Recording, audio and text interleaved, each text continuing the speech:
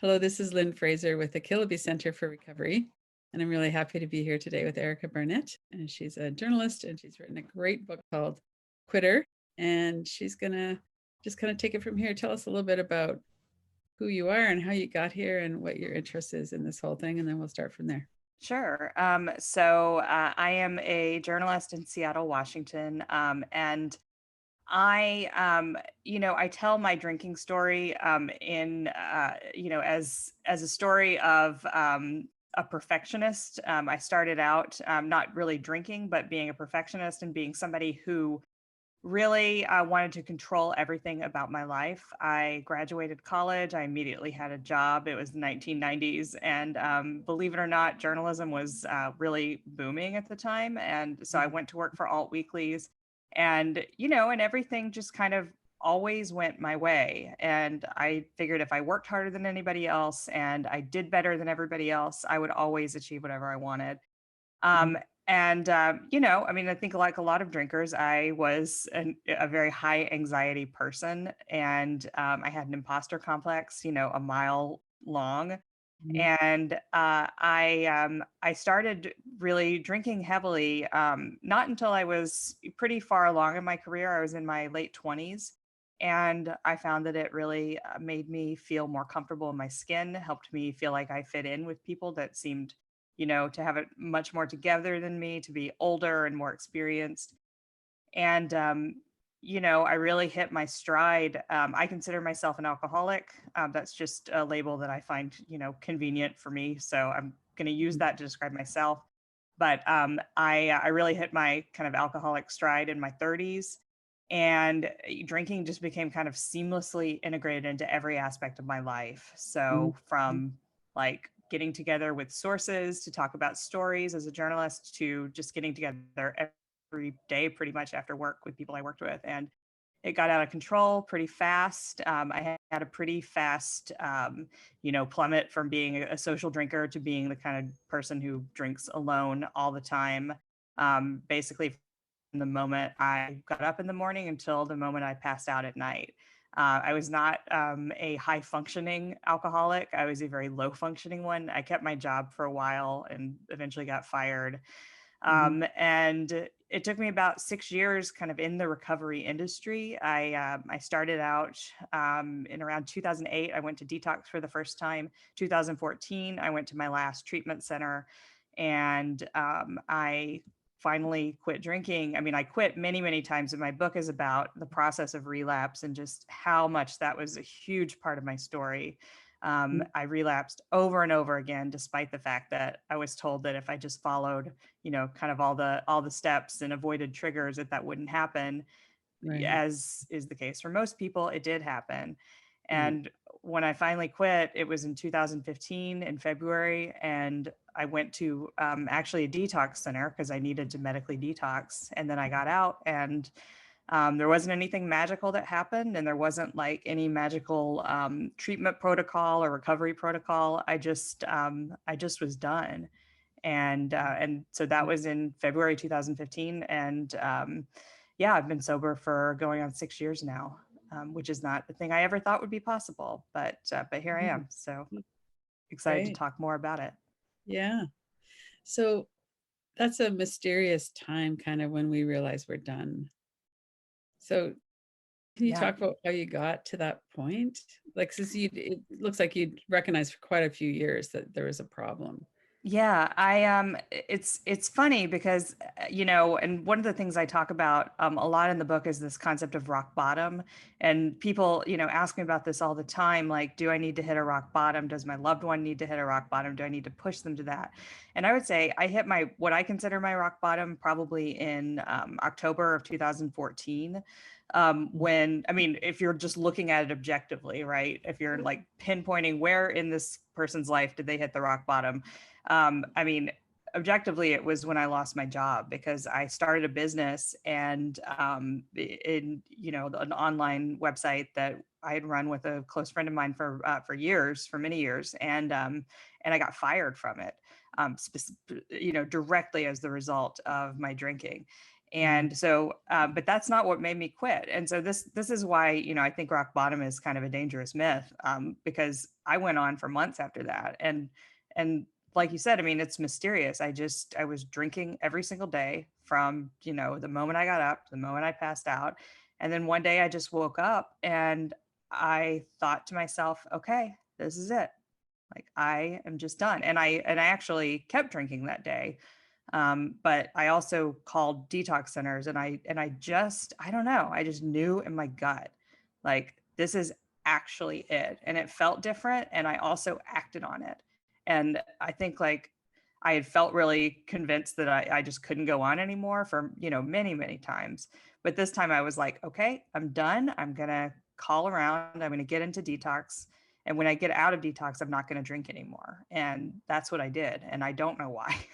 And I don't think anybody, I mean, I think very few people are really compelled by outside forces to stop drinking. I mean, maybe, women get pregnant or people go to jail, things like that. But I think the real thing is just this internal motivation that cannot be forced, and at least that's what happened to me. And that's what a lot of people I talk to talk about, who are able to finally stop whatever it was they were doing. Right. Right. Yeah, and it's kind of it's like we have something shifts inside of us. When I was in my mid 20s, I was drinking fairly heavily and I would get sick after I would drink. I'd vomit. And then I'd stop for a few days and then I'd do it again. And so it wasn't until I had about a 5-hour vomiting session that it was like, okay, I guess I can't do this anymore. This is the thing, like I was not in denial of the fact that I had, an obvious drinking problem, but I was totally in denial of the idea that like I wasn't invincible in some way. And I think I was in denial of that like until well after I got sober and people started saying, oh yeah, like we thought you were definitely going to die. And I never thought I was going to die. I always thought that I was invincible and on some level that like, you know, my liver was made of iron. I don't know what I thought, but I just thought like, no matter what, somehow, it was magical thinking. And then I realized like afterwards, like, whoa, like you were like in your late 30s and, on the way to, I mean, I vomited every single day for probably 2 years. Every single day when I got up in the morning, it was awful. I mean, I just felt like crap all the time. And I didn't realize that that was like really, really long-term unhealthy for me. That's amazing how we can be in denial like that, isn't it? Yeah. Yeah. Wow. When you were going through those treatment centers, what was your experience? So I only went to only quote unquote only because you're only supposed to have to go once, right? So I went to rehab twice, and I went to detox, a bunch of times. So the two rehab centers I went to, they were not like your kind of typical Hollywood fancy ones that you see, depicted on TV and movies and stuff. It was, they were pretty middle range. The first one I went to was an all women's treatment center. Both were 12-step based. And the second was a co-ed, much, much larger treatment center, both outside Seattle. And the first one, I guess it's okay to speak ill of the dead because they went out of business recently. But and I know lots of women who went there who loved it. But the thing that I ended up really resenting about it, and after the fact was that it was very shame based in a way that I don't think they really acknowledged. They wouldn't have called it shame based, but there was a practice of having all the women sit in a circle and basically say, first kind things about the woman who is kind of on the hot seat that day. And I'm sure you're familiar with this concept of the hot seat. I don't think they called it that anymore, but it's a very old, like Hazelden practice that they don't do anymore. And then the second thing they would do is tell you basically all the things that were wrong about you that were supposedly inhibiting your recovery and that were going to make it hard for you to recover on the outside. So it was like just basically petty gripes. I mean, people would be like, well, Erica told on somebody, or, I mean, I don't even mean to pinpoint myself. Everybody got targeted by, just kind of the stuff that comes up when you're living in close quarters with 15 other women. So Mhm. it That's was, it was traumatizing, yeah. and And so I came out of that experience just really feeling like, and the other thing, and this was at both treatment centers, we learned and were told that we were not capable of dealing with adult responsibilities, and that was part of our problem. And especially for women, it like, what the hell, like, we were, we had to make our beds every day, and that's, Mhm. that's fine, but the reason we were given was that we didn't know how to take responsibility for ourselves. And I Mhm. feel like women often take too much responsibility for ourselves and everybody else around us, Exactly. Yeah. and we had to clean up the hallways and the stairs and all this stuff. And, in retrospect, I'm like, well, why didn't you just hire a janitor? I mean, Mhm. it felt very manipulative. So, okay, so that was Right. that was Mm. the first treatment center. And then the second one was kind of similar, but I enjoyed it a lot more. And I mean, enjoyed is probably the wrong word, because I hated it. I hated both of them, but I got a lot more out of the second one, mostly because I was surrounded by people who were in various stages of their addictions, and some of them were quite a bit further along than even I was. Mm. And I realized that that was where I was headed. And that, more than anything, really woke me up to the fact that, oh wow, like, there are like people in their 20s here who have had multiple organ failures, and there are people who had to leave to go to the hospital because their withdrawal was so bad, or Mm. they had horrible liver damage and were jaundiced and couldn't walk. I mean, so Right. that experience was really, really powerful for me. And even though I didn't stay sober when I got out, it really stuck with me. And I think it's one of the things that helped me realize that I was actually, in the grips of a deadly disease, not just one that, made me behave badly and made me miserable. Right. Wow. So, your book, what inspired you to write your book? You talk in one of the other podcasts I was listening to about how you used to be drunk and read recovery stories. Yeah, it was my favorite genre of memoir, and it's still my favorite genre of memoir. I mean, I have a whole bookshelf that's just recovery memoirs, and I enjoy them a lot. But the thing that I mean, I'm a writer, and so of course it's natural for me to think, well, how can I make this story, into a book, and make it, useful and interesting to people, Mhm. and sell books. I mean, and that's part of it, is like, I just want to write, and I want to write about what I know. But the thing that I thought was unique about my perspective is that I really wanted to talk about relapse, and I really wanted to do that because I think it's very, I mean, a couple of reasons. One, it's stigmatized, both in AA, and maybe other 12-step groups. I'm not familiar with those, but this idea that, like, you lose all your time when you relapse, and you come back in and you're kind of shamefaced, and you say, I'm on day one. I think that's really toxic, and I think it hurts people's recovery, and it keeps people from coming back into their recovery programs. And the second reason is that what was frustrating to me at treatment was that they didn't really teach us how to deal with relapse, and they weren't honest about how often it happens. I mean, relapse is much more common. Relapse before recovery even is much more common than just, going to treatment or going to AA or just quitting cold turkey and staying quit. It's much more likely that you're going to have some bumps along the way. You're going to have, some slips. You'll maybe have a period where you're drinking or using drugs again, and then maybe you'll come back. And that, I mean, even going to 12-step meetings, almost everybody in there has relapsed, at least once. And so, but I didn't hear that story being told. And so I wanted to tell it, because I think that when you don't see your experience represented, you think it's abnormal, and you think there's something wrong with you. Mm. And really, it's not. The thing that's wrong is the stigma and shame, and the fact that, our treatment modalities center on this idea that all you have to do is avoid triggers, and you will be able to to go along without ever relapsing. And that's just not very likely. And I think we need to be more honest about that. Right. Yeah.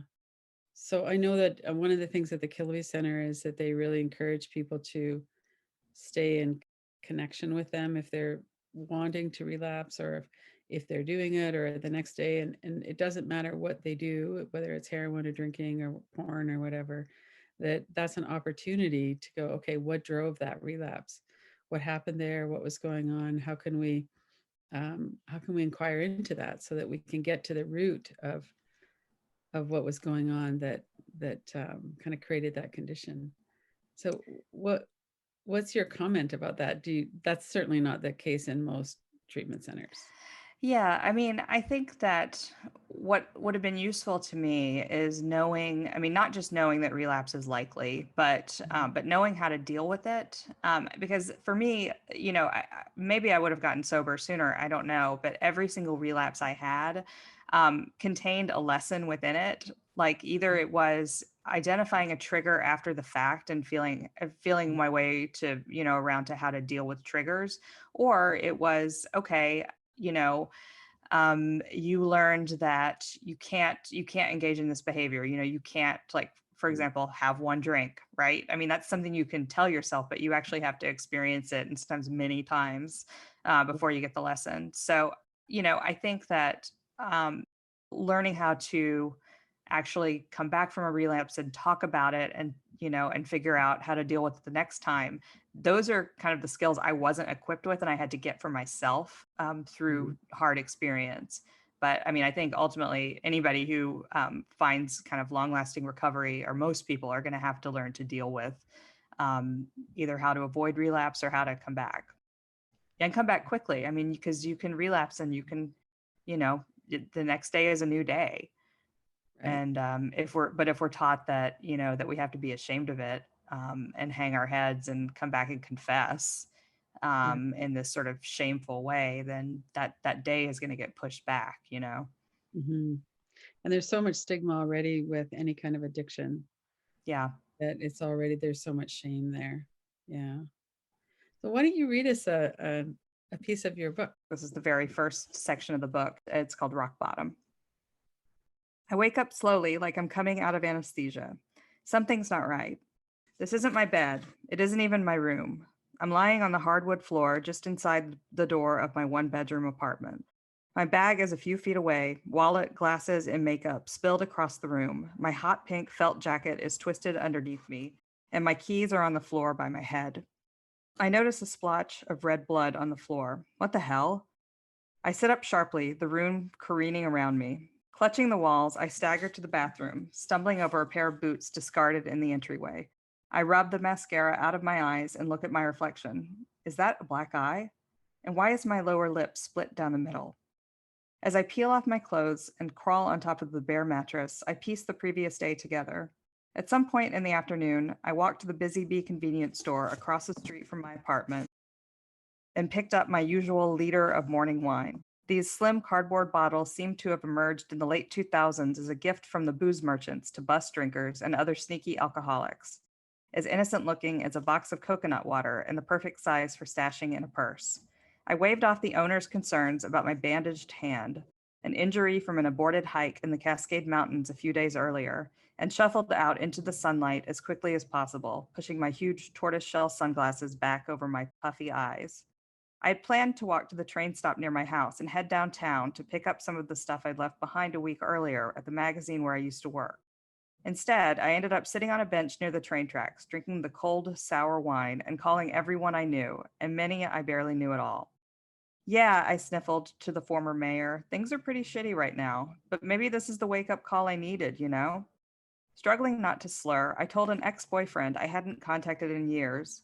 Losing my job is definitely the worst thing that ever happened to me, but I'm going to meetings, I'm doing the things I need to do, and I'm really trying to make the best of this. My friend Sandeep, who was kind enough never to mention the $6,000 I still owed him, was uncharacteristically quiet as I went on and on.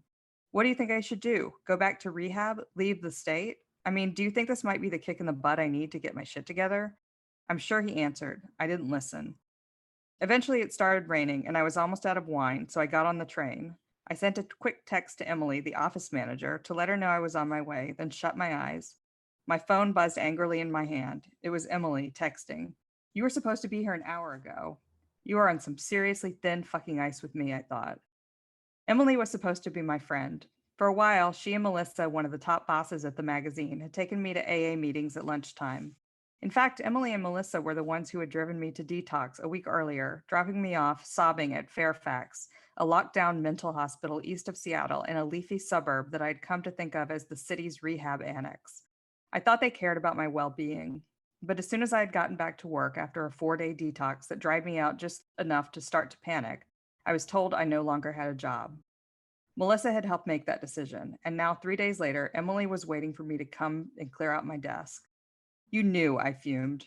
You knew when you took me to Fairfax that they couldn't wait to get rid of me. I took my time getting to my now former workplace, enough time to buy another bottle at a nearby convenience store and drink most of it, ducking into alleys on my way to the office. Some people carry around an internal map of all the places they've had sex. I can map Seattle by its liquor stores, the basement level Crest IGA supermarket by the fancy concert hall where I saw the Monkees play a reunion show in 2013, the corner store in Delhi just up a flight of steps from my office where a 4-pack of Gallo commanded a steep $9.99, the liquor store on 2nd and Seneca where I once pretended not to recognize a government spokesman I knew because I was so embarrassed to be there, buying a plastic bottle of $8 vodka from behind the counter. By the time I called Emily to come and meet me, it was 5:30 and she was in no mood for small talk. Or maybe she smelled the wine on my breath and noticed that I couldn't walk a straight line from the elevators to the door. Okay, grab your stuff, she barked, standing sentry behind my desk. In my shame-clouded memory, she is tapping her foot impatiently, boring hateful holes in the back of my head. Just then, I realized that I'd forgotten to bring along anything to transport all my files and memorabilia accumulated over 15 years in reporting jobs from Texas to Seattle. Where are you planning to put all that stuff? Up your ass, bitch. I don't know. I need to figure out what's important here. 5 more minutes passed as I scrambled through my papers with one eye closed, struggling to focus. Photo of me with former Texas Governor Ann Richards. Definitely need that. File of documents about a long dead monorail project, one of the first stories I covered in Seattle. Can't let that go. Finally, Emily had had enough. Okay, you need to leave. If you want your stuff, we can mail it to you later. Indignantly, I grabbed my Rolodex and the Ann Richards photo and crammed them into my bike bag. Hours later, I would recall with some embarrassment the empty wine box I had shoved in the back of the file cabinet weeks earlier. Sulking and somehow drunker than when I had arrived, I followed Emily downstairs and stormed back out into the rain. From here, my memories get patchy, like watching a film with half the scenes cut out. I walked back to the same store I'd visited an hour earlier, going through a different checkout line with a fresh container of Chardonnay. I made it back to the train, swigging away like I was invisible, and managed to stay awake all the way to my stop. I savored this small victory as I disembarked, recalling all the times a bus driver had nudged me awake at the end of the line. I started walking, then running home as the rain came down harder. I tripped, catching myself for a split second on my injured hand, and then I slammed face first into the concrete. My memory skips forward. I see a couple with an umbrella, hurrying past the drunk woman sprawled out on the sidewalk, jeans pulled down, underwear exposed. I see myself figuring out which way is up from the direction the raindrops are falling. I see myself a few blocks later, staggering, deciding whether to lie down in the bushes, wondering what the headlines would say if I died. Promising writer who refused to stop drinking gets what she deserves. Fair enough, it was what I deserved. But I found my legs and I made it home. That was rock bottom, the fourth or fifth one. Mm. Oh, that sounds so painful. Oh, yeah, it sucked. What's that like for you now reading that? It's funny. I mean, when you write a book, I think you read it so many times it starts to feel like it's not about you. Mm, And then when you read it out loud, it feels very much like it's about you. I right. mean, so it's been, it was interesting to write, because as a writer, I can kind of dissociate myself from it a little bit. But it's hard to think about that person. I feel really sorry for her. um I mean, I want to be encouraging to her because it's like I just remember at that point I just felt like there was no room for hope left in my life, like this is just how I'm going to be from now on. Right. That's what it And felt it was like. several months after that before you quit drinking? Yeah. Let's see, that was in, yeah, so that would have been about 6 months before I quit. Yeah. Right. And so after you were fired, you just stayed home? I just stayed home. I had unemployment. Well, actually, after I was fired, I take that back. About 3 weeks later, I went to rehab again. Okay. Um, and that was a second treatment center. And then I got out of there, and I think it was probably 3 weeks or so before I relapsed again. Yeah. Oh, okay. So and then I describe, and then I went home for Christmas, and there's another horrible series of scenes involving my grandparents and my parents, and just kind of everything unraveling in front of everybody's eyes, in Right. a way that my grandparents had not been exposed to, Right. and because they didn't really understand the extent of it. Yeah, and then I came back home, and I wasn't working, was just drinking. And then in February, that's when I kind of had that realization that it was actually time. It was time to quit. Yeah, so it was a while. I just kind of want to circle back to the shame part of it that you were talking about. So, shame was a big component in the recovery centers. I'm sure it was with parents and other people too, certainly being fired. And I mean, that was a company, 15 years, that's a long time to put your heart into something. Yeah, the company started in 2009, and but yeah, I mean, I'd been a journalist for 15 years at that time, and now it's been more than 20 years. Mm.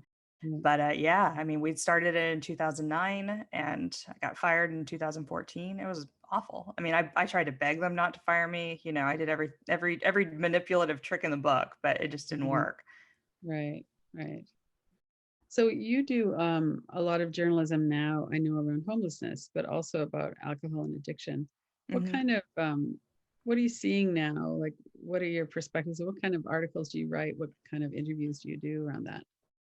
Yeah, I write a lot about the criminal justice system as it relates to addiction, and also the homelessness system, for people who have active addiction, because that's obviously a huge barrier to housing. Right. Um, and I think, my reporting, my subject matter has changed, and my reporting has changed, I think, since I got sober, and since I kind of, I guess, both saw the barriers to sobriety and to recovery for people with, fewer resources than I had, and also kind of recognize my immense privilege.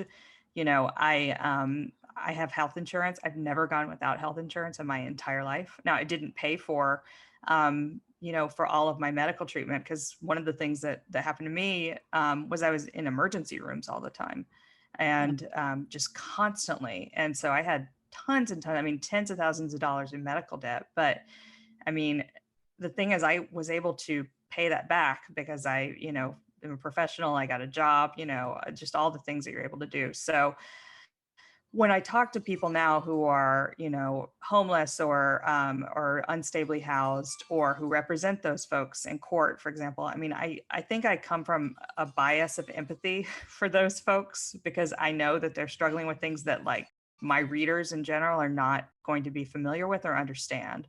And so my job is to sort of translate, like, okay, imagine that you had, a crippling disease in your life, and how hard that would be. And it doesn't have to be addiction. But just imagine that you had this incredibly expensive, life impacting disease. And then, like, imagine that you didn't have any of the resources that you have. And you're right. living in a tent in Seattle, where I mean, there's so many tents here, and it's getting worse and worse and worse. There's 12,000 homeless people, unsheltered homeless people. And so, imagine you're in that scenario. And so I try to start from a perspective of, people behave badly, and people do things, for reasons. And a lot of Mm. times those reasons have to do with mental illness or addiction. And instead of condemning them, we should start by looking at what the reasons are. Right. Right. So there's a lot of understanding and talk now about trauma as being a real driver for addiction. What are you seeing around that? Well, I mean, I'll just, I mean, I'll speak for, because I'm not an addiction professional, so I'll speak for myself. Um, Yeah. Mhm. I, I didn't know I had trauma until probably a year after I got sober. I just didn't believe it. Ah, And, okay. then I started going to a therapist, which was a big part of my recovery. I went to a trauma informed addiction therapist, who was not, not anti 12 step, not pro 12 step, just kind of like, agnostic, but very empathetic. And, Mhm. we're like talking and I'm like, yeah, I don't really have trauma or anything. And she's like, okay, so tell me about your life. And the first thing I tell her is that my birth mother left when I was 18 months old. And so I never knew her. And she was like a complete secret in my family. We just didn't talk about her. It was like totally Mhm. taboo. And she's like, Mhm. hmm, I would say that's a trauma. I was like, huh, I never thought of that before. And Right. then and then AA was a bit, and is a big part of my story. Just going to group meetings has been incredibly helpful for me. And I really do think that group therapy or group quote unquote Mhm. is a good idea in whatever capacity you prefer to do it. It doesn't have to be 12 step, but Mhm. one of the things I really got from that was like, oh, wow, everybody has trauma. Like everybody in this room who has addiction has trauma. And a lot of them, the addiction started with the trauma. The trauma came first and then the addiction, and then the trauma and then the using to cope with the trauma, even if it wasn't conscious. And a lot of times it is conscious, it's Mhm. this abuse that I'm experiencing in my family. I'm going to uh, drink or smoke or whatever my way out of it. Um, and I just started realizing that commonality, and I didn't feel so alone. I felt like, oh wow, like we all have, I mean, even though our stories are so different, we all have such a similar life trajectory in some ways. Mhm. So that Mhm. was that was really powerful for me in my own recovery, is just realizing that, like, oh no, trauma is a real thing, and it actually does impact the way that you deal with problems in your life, beyond just the actual trauma itself.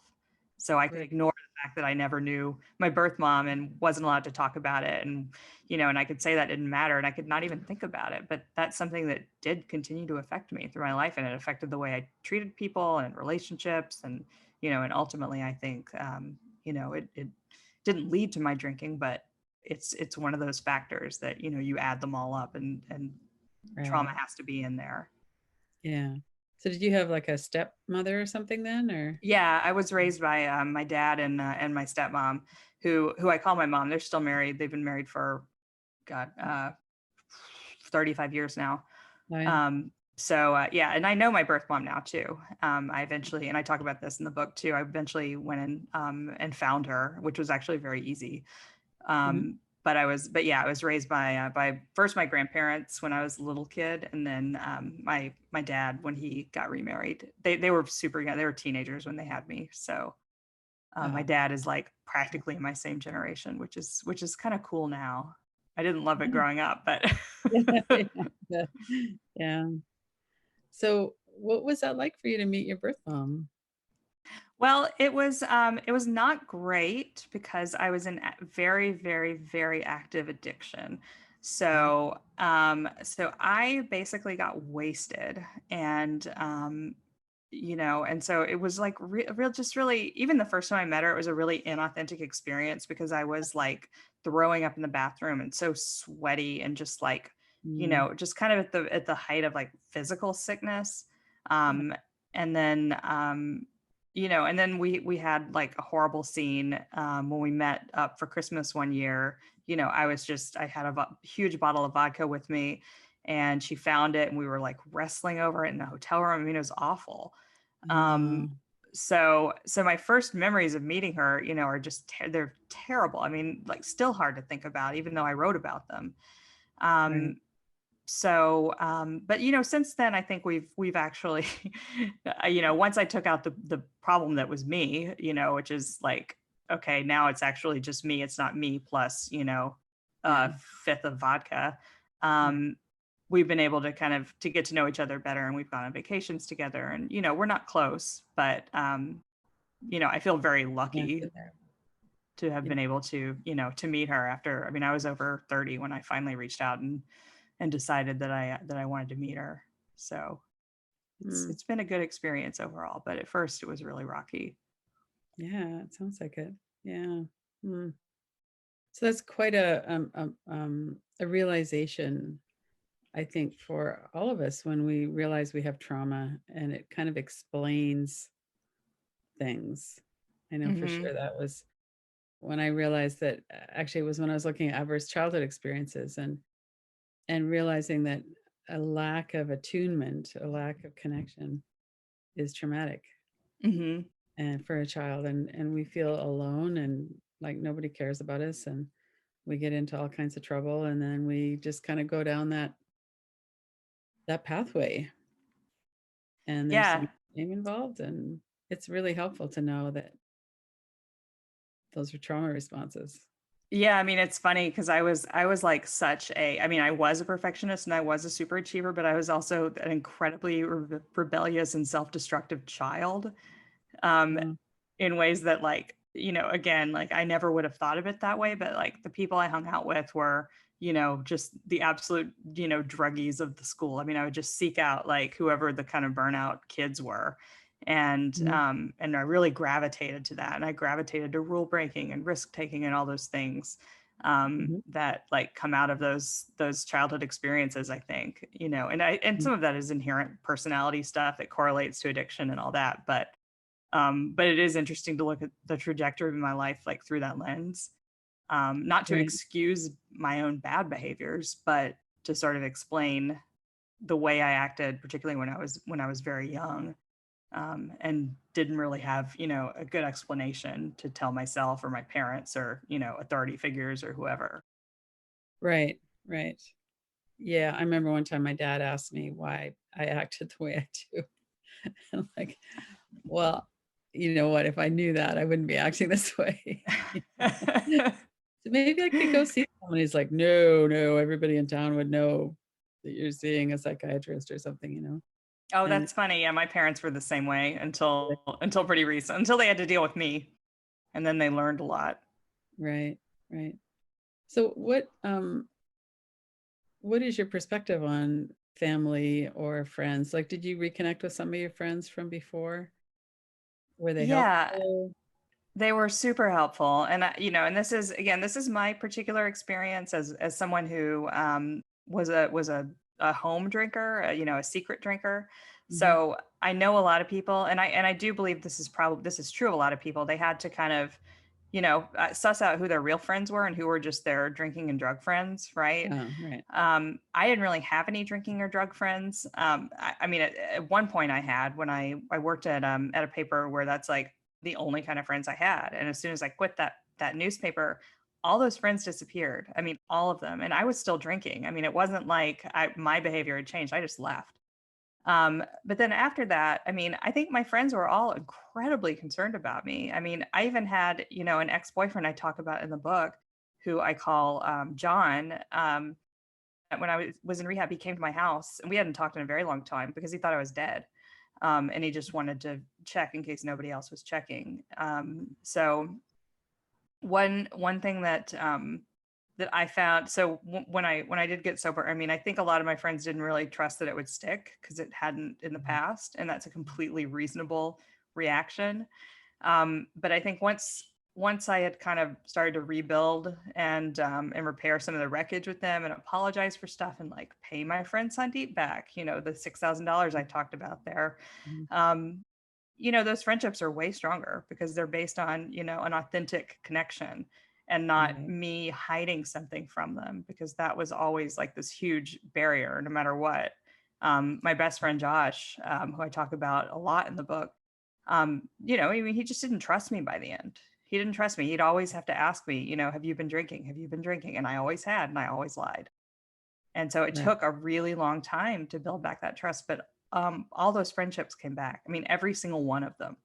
Oh, And I've made great. new friends, of course. Yeah. But yeah, Mhm. I mean, it's again, like, this is just my story, and I think I was really lucky in a lot of ways. Mm.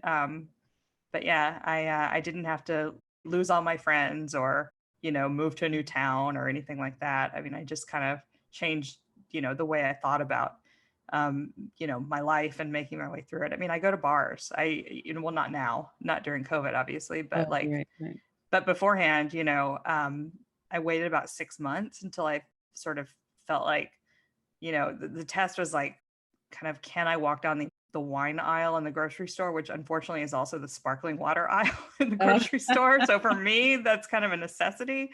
yeah, yeah. Um, and after a certain point, I mean, really did kind of feel like that part of, the grocery store, or the bar, or the restaurant, or whatever is just a blur. Like I just choose not to see it. And that definitely did take some time. So if we talk about COVID and the bar scene and what used to be pretty social for people, Hmm. how what's your reflections on that? Have you been doing interviews with people? Have you been, I mean, we're all hearing that alcohol sales are way up and there's a lot of people drinking at home. Well, so we're recording this the day after the U.S. elections, and Mm, um, and I am a person who's on social media all the time, so I'm very tuned into what people are talking about their lives. And mhm, I mean, yesterday it was just like, as a friend of mine put it, who's a psychologist. It's just everybody is sort of experiencing like PTSD and substance abuse, and particularly substance abuse online in real time, and expressing it. And so, like, I'm just looking at my Twitter timeline, and every third tweet is about, how people can't get through this unless they're drunk, or, oh, I have to take a pill, blah, blah, blah. Um, I feel like definitely the people that I know who drink are drinking more. mhm, Um, the data shows that people are drinking more. And I yeah, think really problematically, because people are drinking socially online now. It's really normalizing it's normalizing drinking alone in your house. And I true. think that's a really, if you are inclined to substance abuse or addiction, I think that's a really problematic behavior, because if it continues after the pandemic, and after we're able to socialize again, then all you really have is drinking alone at your house. I mean, it's Right. just, I don't think that's a particularly healthy behavior for anybody.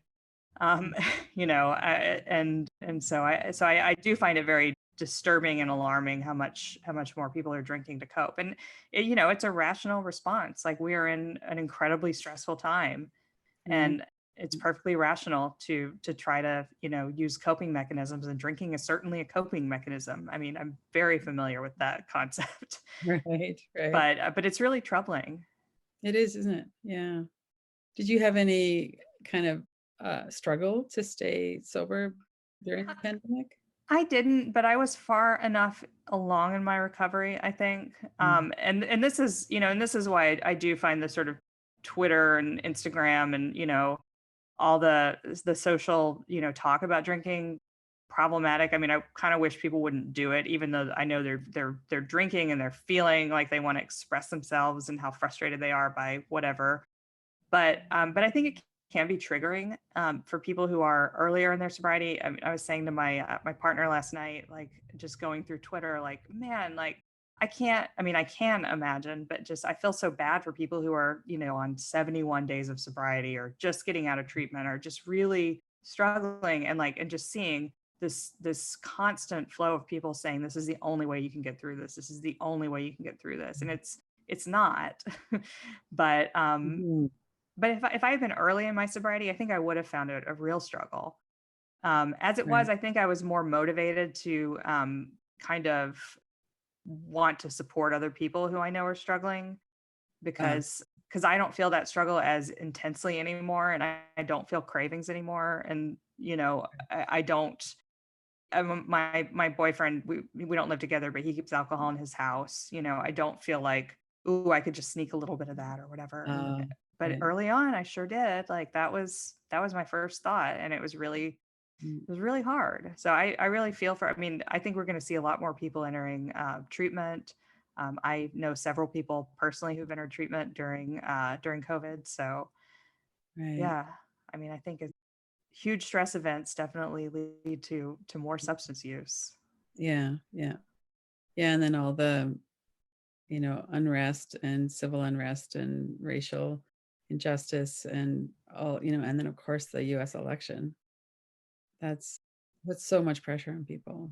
Yeah, I mean, like, oh, last night, I mean, and this is another thing that I just thought, God, this would be such a trigger. But last night, I was on a Zoom call with like six ladies, all drunk, except me. And then, I was getting drunk phone calls from my friends at like 11 o'clock at night. And of course, I'm taking them. but Yeah. it's hard to talk to a drunk person when you're sober. Like, I don't know if you know this. It's like it is hard. Um, so yeah, it's very stressful, and I really feel for people who are trying to get into recovery. But honestly, like, I'm coping way better with it sober than I would have Mhm. if I was drinking. Exactly. For me, it wasn't a coping mechanism anymore. Right. Right. So let's talk about connection. And so, getting on a call, even with six ladies that are drunk, there's a connection there. And you talked about being able to maintain your friends too, which is wonderful.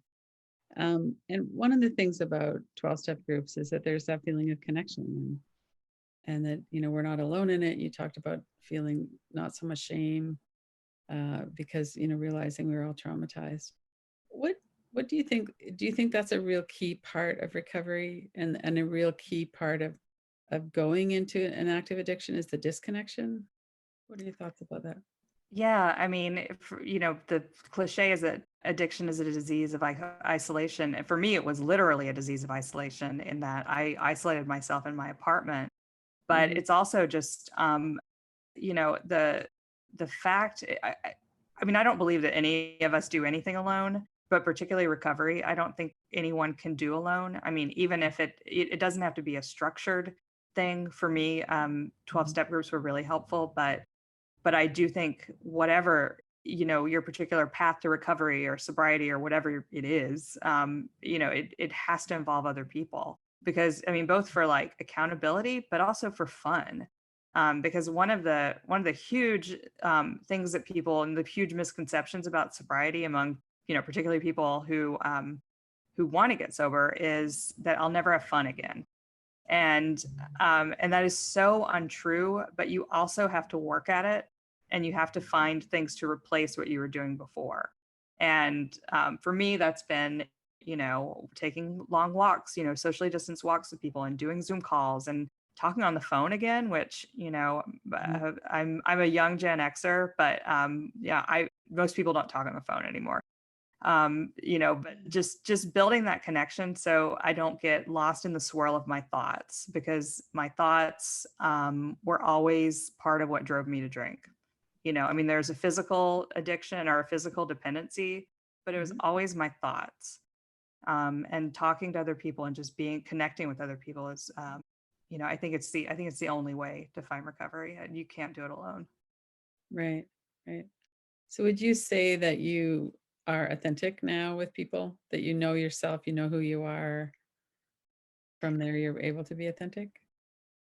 Yeah, I mean, I feel pretentious saying that, but I really do. I mean, the thing is, like, before I was very inauthentic, and I put up, for a while I put up a really, a front of a certain person. Mhm. And one of the scariest things about not drinking anymore, particularly at first, is like you have no buffer. You are just you. Mhm. And I mean, even if, like when I first got sober, I took gabapentin, which is, a craving reduction drug. Well, it can be used as a craving reduction drug. So, some people might say, well, that's not real sobriety or whatever. I think it is. Yep. Um, and so, but even all the same, you just have to be authentic, because you don't have any other choice. You can't. It's very, very hard to lie to yourself and to other people, especially in early sobriety. And Right. now, I mean, I think I did sort of when I was first in my first year or so. I wouldn't necessarily. I struggled with, and I still struggle a little bit with how to tell new people, like people I'm just meeting for the first time, like, oh, I'm sober, and now I just say I don't drink, Mhm. and most people don't ask, surprisingly, because most people are not that interested in you, you know. That's so true. Um, and like, you think everybody is obsessed with you, but they're really not. And so yeah, but if people ask, I'll say, yeah, I had a severe drinking problem for many years, and it was really bad for my life, and I quit, and I'm much happier, and I'm Right. happy to talk about it. And especially, you write a book about yourself, especially as like, I was already kind of a public figure as a journalist, but this was the first thing I had ever written about myself, and Wow. to this extent, and with such, such detail. And Yeah. I tried not to hold anything back. Yeah. And so there's no, you just have to, once it's out there, it's, it's, It's it's, out there. it's out there, and it's great in a way because if you're a public figure and you put out the worst things about yourself, people can't, what are people going to do?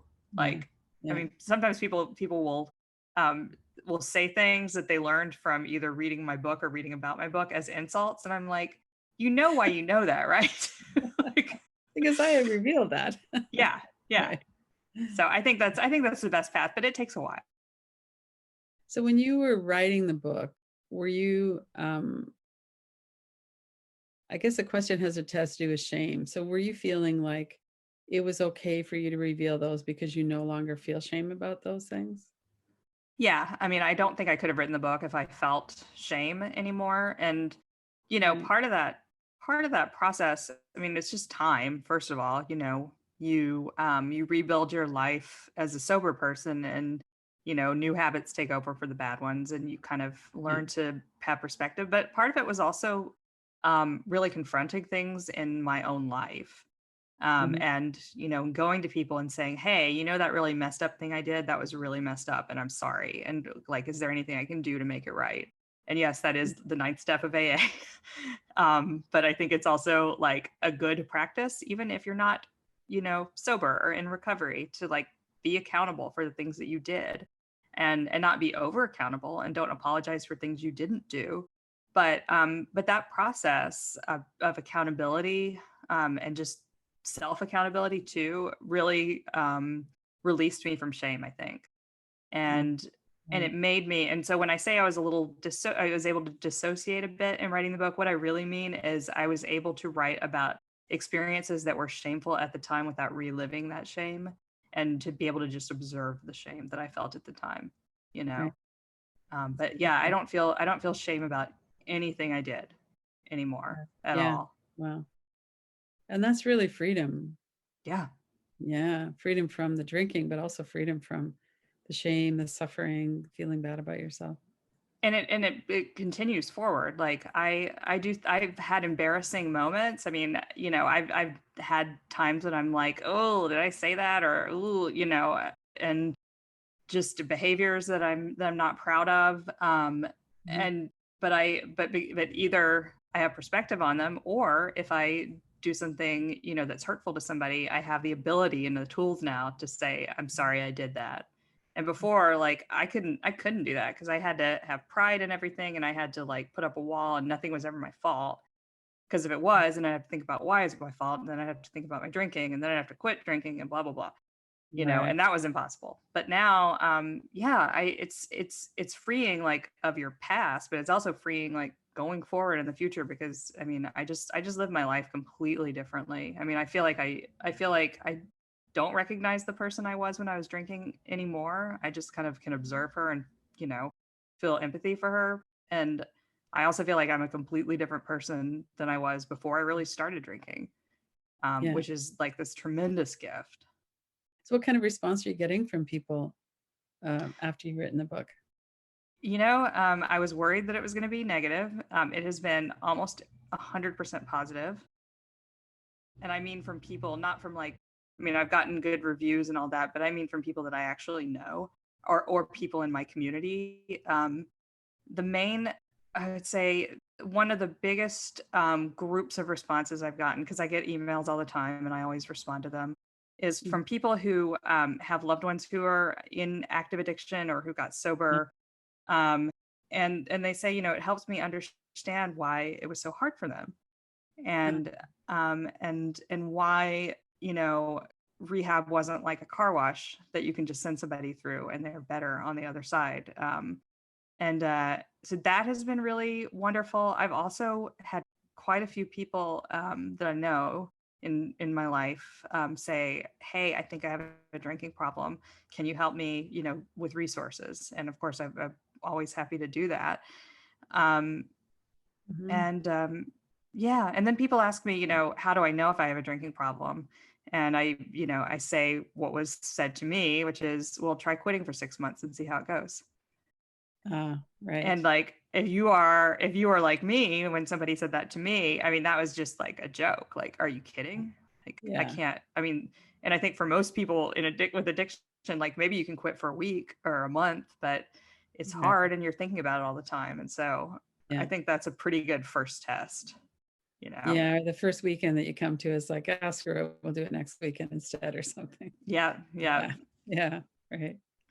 So what would you say to someone who's kind of new into this and maybe feeling like it's hopeless or it's okay for other people. Sure, they can quit, but I can't. What would, just as we're kind of getting ready to wrap up here, what would be maybe some hope or some words for them? Well, first of all, I was, if you read my book, you'll know that I was one of the sort of worst case scenario type people. I was drinking, all day.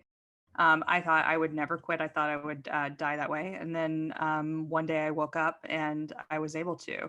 And so, there's a cliche in AA, don't give up before the miracle happens. Mhm. I don't think you have to believe in miracles because I don't think it's a miracle that I got sober. I think it, is very good fortune. But I also think that like the accumulation of experiences, both wanting to get sober, maybe going to a meeting, seeing people happy and sober, maybe, going to a therapist, or even bad experiences like you're sober for a little bit and then you relapse and it's really awful. Like that is knowledge and you are acquiring knowledge. And so think of it as knowledge and not failure because for me, I needed all that knowledge and I needed all those quote unquote failures. And so it's not, everybody doesn't have the same story. And like for a lot of people, your story may be that it takes a really long time. It took me almost 10 years. And and that's pretty typical. I mean, you Right. know, I'm kind of an analytical person and I looking at the data really helped me understand that like this is actually really hard. And Right. it takes people on average, I think it's a little over 10 years from their first time, trying or thinking about it. And, you don't have to give up. I mean, there's like I said, I was a low bottom, as they say, Right. drunk. I was a really hopeless case and I didn't feel a lot of hope. And yet here I am almost 6 years sober. So it's possible for anybody. Wow, that's wonderful to know. Yeah, and I think that's one of the great things about writing a book like you've done is, it's such a process to go through to write a book that's authentic and honest.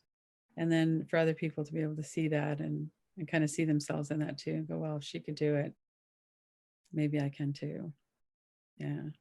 Ordinary people are able to do these amazing things. Yeah, Yeah. So do you want to just tell us that, maybe hold up your book, tell us the sure. cover title of it, and where can people get a hold of you as well?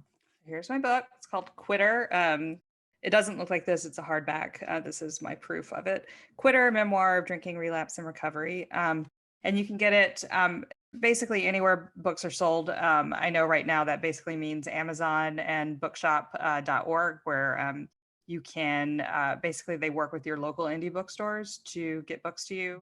So if you want to buy from your local indie and don't want to go into a store, just go to bookshop.org Bookshop. and you'll be able to buy it there. Okay, great. And what about getting a hold of you? You can find me on Twitter. Unfortunately, I have not broken that habit at Erica C. Barnett. And then I have a website, ericacbarnett.com, where I post updates. And I'm also on Instagram at Erica C. Barnett. Okay, great. Well, thank you very much. It's been lovely to talk with you and just to hear a bit more your story and your reflections on it. Thank So you so I really much. appreciate it. Yeah, thank you. Welcome to the 2021 Radical Recovery Summit presented by the Kiloby Center for Recovery. This is Lynn Fraser, your moderator. This year, our theme is Feel It, Heal It, a new paradigm of recovery, featuring a diverse group of thought leaders and innovators, people who are working on the ground in the new field of addiction recovery. Go to radicalrecoverysummit.com to sign up and watch free.